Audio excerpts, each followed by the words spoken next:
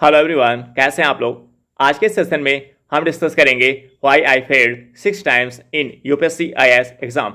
यदि आप इस वीडियो के अंत तक बने रहेंगे तो आपको ये सीखने को मिलेगा कि आपको अपनी तैयारी के दौरान क्या करना है और आपको क्या करने से बचना चाहिए, किस प्रकार की मिस्टेक्स को आपको अवॉइड करना चाहिए।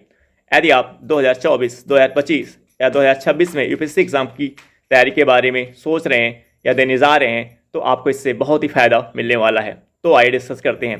इसे हम 2 पार्ट में डिस्कस करेंगे। यदि हम स्टार्टिंग की 3 अटैम्प्ट की बात करें तो यहाँ पे हमने किस प्रकार की मिस्टेक्स किए। स्टार्टिंग के 3 अटैम्प्ट में अगर हम बात करें तो जो सबसे बड़ी मिस्टेक थी, जो सबसे मेजर मिस्टेक था, वो था मल्टीपल सोर्स का यूज़ करना, जैसे NCERT plus standard books plus class notes plus coaching के प्रिंटेड नोट्स। तो जब आप मल्टीपल सोर्स की तरफ टेंड होते हैं, मल्टीपल सोर्स का आप यूज़ करते हैं तो आप उसके ट्रैप में फंस जाते हैं, आप उसकी जाल में फंस जाते हैं और इसका नेगेटिव इम्पैक्ट ये होता है कि आप फोकस होकर रिविजन नहीं कर पाते।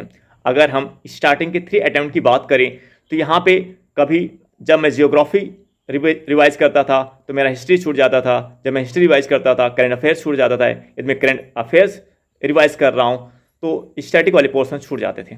यानी मैं किसी भी स्टार्टिंग अगर मैं 3 अटैम्प्ट्स की बात करूं तो मैं किसी भी सब्जेक्ट को अच्छे तरीके से उसका रिवीजन नहीं कर पाता था।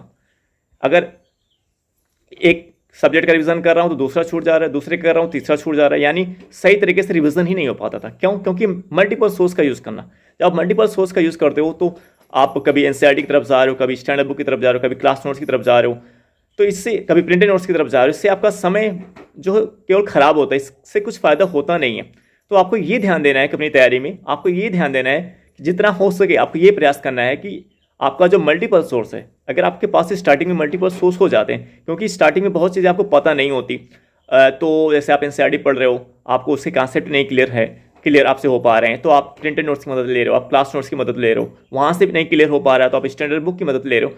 तो इस कारण से आप मल्टीपल सोर्स की तरफ टेंड करते हो। लेकिन आपको ये ध्यान देना है कि जो प्रॉब्लम्स आपको एनसीईआरटी पढ़ते समय आ रही है या स्टैंडर्ड बुक पढ़ते समय आ रही है, उसके लिए जो सोर्स आप यूज़ कर रहे हो केवल उसको समझने के लिए उसको यूटिलाइज करिए। ये नहीं कि आप अब उसी पे आपने उसको पूरी तरीके से पढ़ना स्टार्ट कर दिया, नहीं, केवल समझने के लिए आप उसका यूज़ करें, केवल समझने के लिए। अगर आपके पास स्टार्टिंग में मल्टीपल सोर्स हो रहा है, स्वाभाविक मल्टीपल सोर्स हो जाता है, क्योंकि स्टार्टिंग में आपको टॉपिक की बेहतर पकड़ बनानी रहती है, तो इसलिए आप मल्टीपल सोर्स की तरफ टेंड करते हो। लेकिन आपको ये ध्यान देना है कि आप केवल सिर्फ अंडरस्टैंडिंग, समझ बनाने के लिए केवल उसका उपयोग करें, ये ना कि आप पूरी तरीके से उस पर डिपेंड हो जाएं। तो ये आपको ध्यान देना है। जितनी जल्दी हो सके आप अपने मल्टीपल सोर्स को सिंगल सोर्स में कन्वर्ट करने का आपको प्रयास करना चाहिए। यानी अगर हम बात करें तो प्रीलिम्स एग्जाम के 3 महीने पहले तक, मेंस एग्जाम के 3 महीने पहले तक आपका जो मल्टीपल सोर्स है, यानी स्टार्टिंग में आप कितने भी मल्टीपल सोर्स के यूज़ कर रहे हो, आपको एक समझ बनानी, अंडरस्टैंडिंग बेहतर, आपको कॉन्सेप्ट को क्लियर करना, एक अच्छी समझ बनानी है, तो स्टार्टिंग में हो जा रहा है। लेकिन ये ध्यान देना है कि प्रीलिम्स एग्जाम के 3 महीने पहले तक, मेंस एग्जाम के 3 महीने पहले तक आपका जो मल्टीपल सोर्स है वो सिंगल सोर्स में कन्वर्ट हो जाना चाहिए। तभी आप फोकस होकर रिवीजन कर पाओगे, तभी आप फोकस होकर रिवीजन कर पाओगे। और जब आप फोकस होकर रिवीजन करोगे तभी जो कॉन्सेप्ट से रिलेटेड पॉइंट है, फैक्ट से रिलेटेड फैक्ट पॉइंट है, वो तभी आपके दिमाग में अच्छी तरीके से बैठ पाएंगे।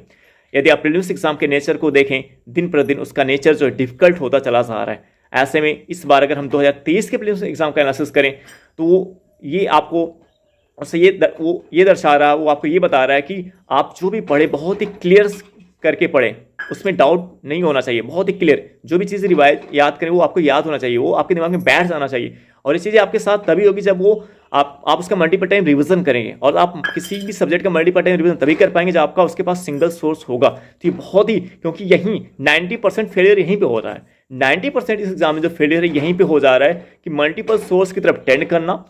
इस कारण से आप उस तरफ डिस्ट्रैक्ट रहना, मल्टीपल सोर्स के ट्रैप में, जाल में फंस जाना, और आप फोकस होकर रिवीजन ना कर पाना। क्योंकि जब तक आप फोकस होकर रिवीजन नहीं करोगे तब तक आपके दिमाग में चीज़ें अच्छे से बैठेंगे नहीं, और जब बैठेंगे नहीं तो प्रीलिम्स एग्जाम या प्रीलिम्स एग्जाम, खासतौर से इसकी जो सबसे बड़ी समस्या आपको आने प्रीलिम्स एग्जाम में, क्योंकि वहाँ पे आपको पता है कि 4 स्टेटमेंट है, तो 4 में एटलीस्ट कम आपको 2 से 3 स्टेटमेंट आपको पता होना चाहिए।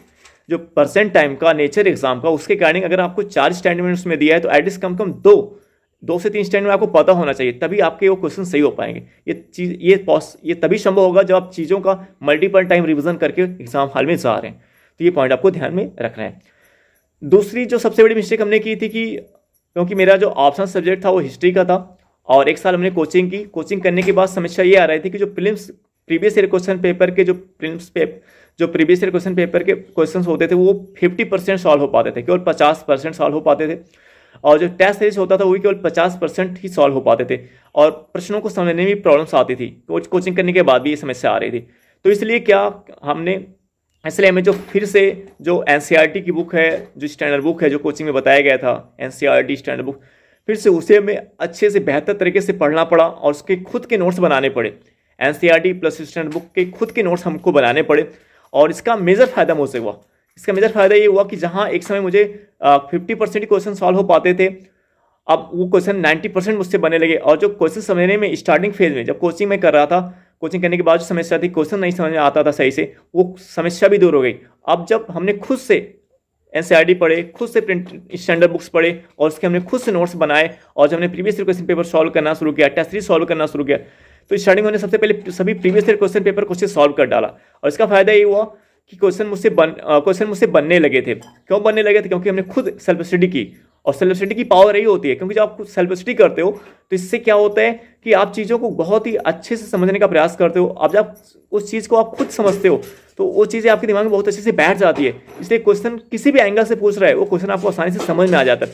लेकिन जब आप सेल्फ स्टडी नहीं करते, केवल आप दूसरे के ऊपर डिपेंड रहते हो, तो केवल क्वेश्चन आपसे 50% क्वेश्चन तो आपसे बन जाते हैं, लेकिन 50% क्वेश्चन आपसे बन नहीं पाते, क्योंकि क्वेश्चन ही आपको समझ में नहीं आते हैं।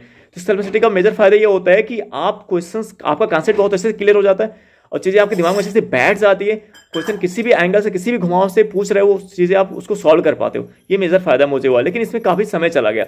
एक साल तो मुझे सभी के नोट्स बनाने में, क्योंकि ऑप्शनल हिस्ट्री का ऑप्शनल सब्जेक्ट बहुत बड़ा होता है, 1 साल तो मुझे सभी के नोट्स बनाने में लग गए। क्योंकि कोचिंग करने के बाद जब मैं दिल्ली से कोचिंग कर लिया दिल्ली में, उसके बाद जब मैं फिर अपना सेल्फ स्टडी करना स्टार्ट किया तो 50% टाइम जो मेरा जो पढ़ाने में चला जाता था, क्योंकि मैं टीचिंग का भी काम करता था और जो मेरे पास 6 to 7 आवर्स बचते थे उसी में अपनी स्टडी करता था। तो डेली में 6 to 7 आवर की स्टडी करता था और डेली में 6 to 7 आवर की मैं टीचिंग भी करता था, मैं पढ़ाता भी था।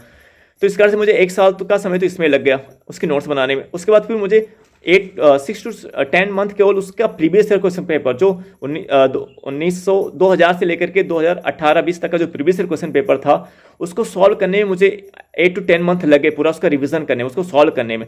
और इसका मेजर फायदा मुझे ये हुआ कि जहाँ स्टार्टिंग में जो मेरे नोट्स बहुत बड़े थे, वो बहुत ही शार्ट नोट्स हो गए, बहुत ही समरी नुमा नोट्स बन गए।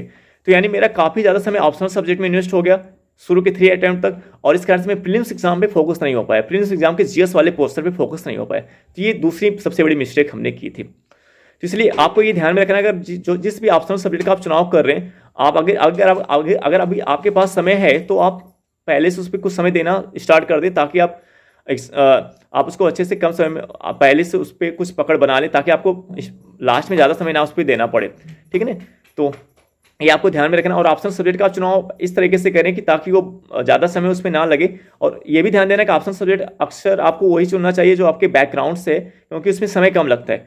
अगर नहीं आप अपने बैकग्राउंड से चूज करें तो ऐसे ऑप्शनल का चुनाव करें, जैसे आप हिंदी सब्जेक्ट का चुनाव कर सकते हैं, हिंदी का लिटरेचर का चुनाव कर सकते हैं, जिसका सिलेबस छोटा होता है, जिसमें समय काफ़ी कम लगता है। लेकिन ये भी है कि इंटरेस्ट होना चाहिए, ये भी आपको ध्यान देना, इंटरेस्ट आपका होना चाहिए।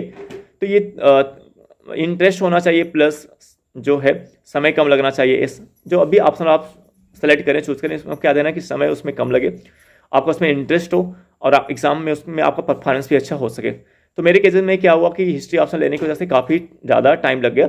हाँ, ऐसा नहीं कि हिस्ट्री ऑप्शन बहुत अच्छा है, लोग बहुत इससे सिलेक्शन भी इससे हो रहा है। हिंदी मीडियम में बहुत सारे बच्चों का हिस्ट्री ऑप्शन सिलेक्शन भी हो रहा है। लेकिन मेरे केस में क्या हुआ कि हमने स्टार्टिंग में इसको पढ़ा नहीं।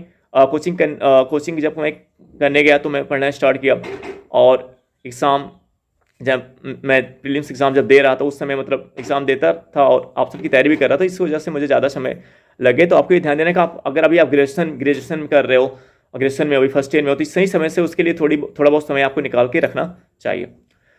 तीसरी जो मिस्टेक हमने सबसे बड़ी थी, प्रीवियस ईयर क्वेश्चन स्टार्टिंग के 3 अटेम्प्ट में प्रीवियस ईयर क्वेश्चन पेपर को ना सॉल्व करना, प्रीवियस ईयर क्वेश्चन पेपर को ना सॉल्व करना, प्लस टेस्ट सीरीज को नहीं सॉल्व करना, क्योंकि जब आप प्रीवियस क्वेश्चन पेपर को नहीं सॉल्व करोगे, टेस्ट सीरीज को नहीं सॉल्व करोगे, तब आप यूपीएससी एग्जाम के अप्रोच को नहीं समझ पाओगे। जब आप उसके अप्रोच की नहीं समझ पाओगे तब आप उस एग्जाम की डायरेक्शन में रह के तैयारी नहीं कर पाओगे, यानी आपकी जो दिशा होगी वो गलत दिशा हो जाएगी। इसलिए इस एग्जाम के लिए सबसे इंपॉर्टेंट चीज़ तीसरी है कि आपको ध्यान देना है कि प्रीवियस क्वेश्चन पेपर का मल्टीपल टाइम रिविजन करें, टेस्ट सीरीज का मल्टीपल टाइम रिविजन करें। किसी भी टॉपिक, अगर आपने एक टॉपिक पढ़ा, एक टॉपिक आपने सॉल्व किया, पढ़ा, तो उसी समय उस टॉपिक का प्रीवियस क्वेश्चन पेपर सॉल्व करने का प्रयास जरूर करें, क्योंकि उससे आप एक दिशा में, एक सही दिशा में आकर के तैयारी कर पाओगे, यानी वो दिशा आपकी यूपीएससी अप्रोच की दिशा होगी, आप यूपीएससी की डायरेक्शन में, यूपीएससी की दिशा में रहकर तैयारी कर पाओगे। तो previous question paper, test series को सॉल्व करना बहुत ही जरूरी है। अब मैं बात करता हूँ लास्ट के 3 अटेम्प्ट हमने क्या गलती की। लास्ट के 3 अटेम्प्ट हमने जो गलती ये की कि जो सीसैट था, स्टार्टिंग में तो ऑप्शनल पे ज़्यादा फोकस रहा, मल्टीपल सोर्स की तरफ टेंड किया, प्रीवियस क्वेश्चन पेपर सॉल्व नहीं किया, टेस्ट सीरीज नहीं सॉल्व किया, तो इससे समस्या आई। लास्ट 3 अटेम्प्ट में जो हमने जो समस्या शुरू के 3 अटेम्प्ट थी उस पर हमने काम किया और उस पर वर्क किया, यानी लास्ट के 3 अटेम्प्ट में हमने प्रीवियस क्वेश्चन पेपर सॉल्व किए, टेस्ट सीरीज सॉल्व किए, मल्टीपल टाइम हमने रिविजन किया, अपने सोर्स को हमने सिंगल सोर्स में कन्वर्ट किया। लेकिन यहाँ पे जीएस में तो मेरे मार्क्स भी अच्छे आने लगे, इंप्रूवमेंट भी हुआ, लेकिन सीसैट पे मैं ध्यान नहीं दे पाया। सीसैट पे मैं ध्यान नहीं दे पाया, और क्योंकि सीसैट का जो डिफिकल्टी लेवल है 2019 से ये जिसका डिफिकल्टी लेवल काफ़ी ज़्यादा बढ़ गया, और जब मैं सीसैट की तरफ ध्यान नहीं कर पाया तो अंतोगत्वा लास्ट तक आते आते जो 2 से 3 नंबर से इस बार जो लास्ट का मेरे 2022 का अटैम्प्ट था, मेरे केवल 2 क्वेश्चन से सीसैट में रुक गए। 2 क्वेश्चन से, अगर मेरा 2 क्वेश्चन सही होता तो मेरा सीसैट क्लियर हो जाता। तो काफ़ी कम क्वेश्चन, वो भी एटलीस्ट मैं 5 to 6 7 क्वेश्चन तो आते हुए क्वेश्चन मुझसे सीसैट में गलत हो गए थे। अगर वो गलत नहीं होते तो वो मेरे मार्क्स सीसैट में मेरा क्लियर हो जाता। मेरा सीसैट इस वजह से क्लियर नहीं हो पाया लास्ट अटेम्प्ट में। तैयारी मेरी लास्ट अटेम्प्ट में अच्छी हो गई थी सीसैट में, लेकिन मैं एग्जाम में हाल में प्रेशर के कारण से, जो इसके पहले जो मुझे फेलियर मिल चुका था उसका कहीं ना कहीं प्रेशर था, इस कारण से 5 to 6 7 क्वेश्चन मेरे आते हुए गलत हो गए, और वो भी बहुत ही सिंपल क्वेश्चन थे, मैथ के बहुत ही सिंपल क्वेश्चन थे। और घर आने के बाद लगा तो ये क्वेश्चन तो सही हो सकता था, गलत, ये तो क्वेश्चन किसी हाल में नहीं गलत होता, सही होना चाहिए था इसे, लेकिन उस एग्जाम में की प्रेशर की वजह से, जो प्रेशर था एग्जाम का, उस वजह से वो गलत हो गया। तो लास्ट के 3 अटेम्प्ट में जो मेरी गलती थी वो सीसैट एग्जाम का था कि सीसैट में मैंने फोकस नहीं किया।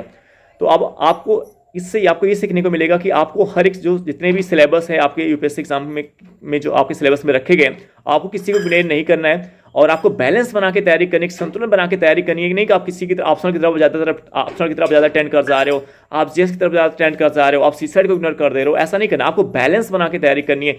जीएस पे फोकस करना है, करंट अफेयर्स पे भी फोकस करना है, ऑप्शनल पे भी फोकस करना है, सीसैट पे भी फोकस करना है। एक बैलेंस बना करके आपको तैयारी करनी है। यदि आप एक बैलेंस बना के तैयारी करोगे तो आपको यूपीएससी एग्जाम में यूपीएससी एग्जाम में सफलता जरूर मिलेगी, और बहुत ही कम समय मिलेगी। तो आई होप दैट ये वीडियो आपको समझ में आया होगा। हम आपसे नेक्स्ट वीडियो में मिलेंगे। Okay, bye.